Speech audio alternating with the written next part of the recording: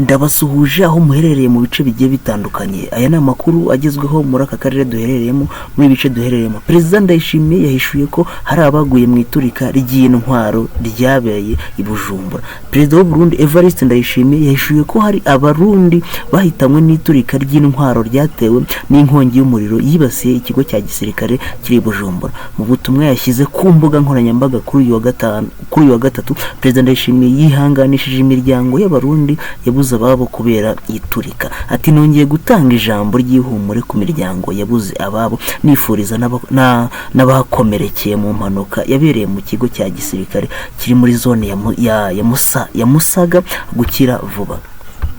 Yakomeje avuga ko nubwo hari zimwe mu ntwaro zahiye, Uburundi bufite ubushobozi bwo kurinda ubusugire bwabo.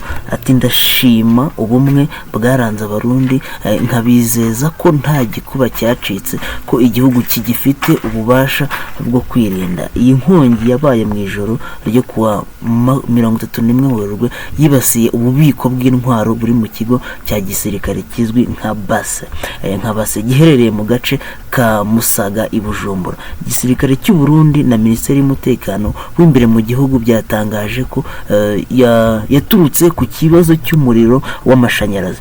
Amakuru yatangajwe n'inzego z'umutekano y'u Burundi avuga ko inkongi yibasiye ububiko bw'intwaro buherereye mu gace ka Musaga ishobora kuba yateye impfu z'abantu barenga 10. Amakuru y'izi mpfu yatangajwe n'ibiro ntaramakuru AFP byavuze ko biyakesha bamwe mu bantu bizewe mu nzego z'umutekano z'u Burundi. Ayo rero akaba ari amakuru yaragezweho kuri iki gihugu cy'u Burundi.